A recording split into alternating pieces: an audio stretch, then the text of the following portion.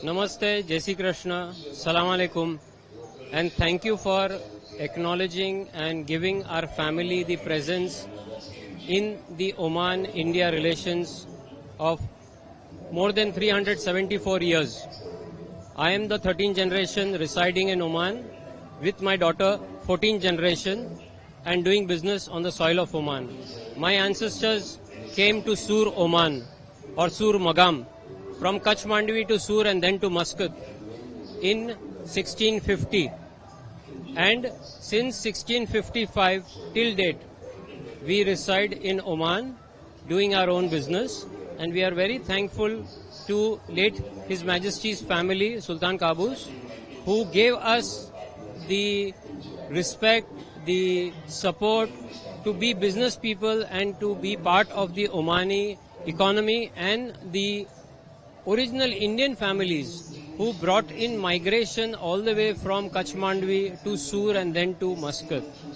And we are equally, I am personally thankful to our ambassador, His Excellency Shri Amit Narang and his team, as well as Shri Arun Singhal of the Indian National Archives, who gave us a chance to actually become part of history, which has never been documented or archived any time in the past. More than 3 or 4 ambassadors came in the past and they tried to archive this. But it's only thanks to our present ambassador, His Excellency Shri Narang, and his team, that this historic event took place. And I'm very thankful to the Indian government to honor us and give us this respect and make our family part of Oman-India brotherhood history. Thank you. हमारी company वहाँ पे 120 years से है मस्कत Oman में, तो यहाँ पे जो एग्जीबिशन चल रहा है उसमें हमारे सब कंपनी का फोटो लगाए, हमारे ग्रैंडफादर का लगाए, सबके पेरेंट्स के लगाए, हमारा डॉक्यूमेंट्स भी वहाँ पे रखा है।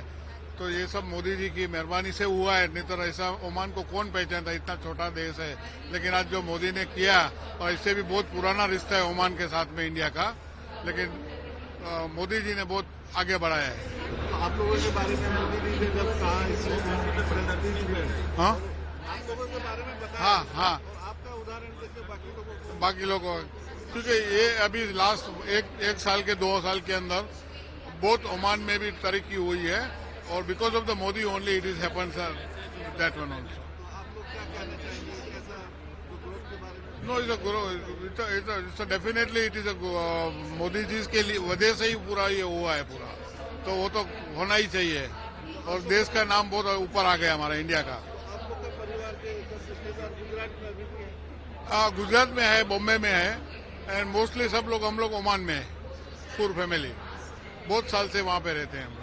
वहाँ मस्कत में कम से कम 250-300 साल से जुड़े हुए हैं। ये सारे परिवार कभी ना कभी किसी ना किसी जनरेशन वहाँ पे शिफ्ट हुआ है मस्कत, और मस्कत और इंडिया का रिश्ता 5000 साल पुराना है, तो वो 5000 साल को हम सेलिब्रेट कर रहे हैं।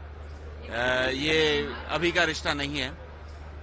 हम चाहते हैं कि इस माध्यम से और प्रवासियों को रिकग्निशन मिले, और हम इंडिया की जो ग्रोथ स्टोरी है उसके साथ हम जुड़ सकें।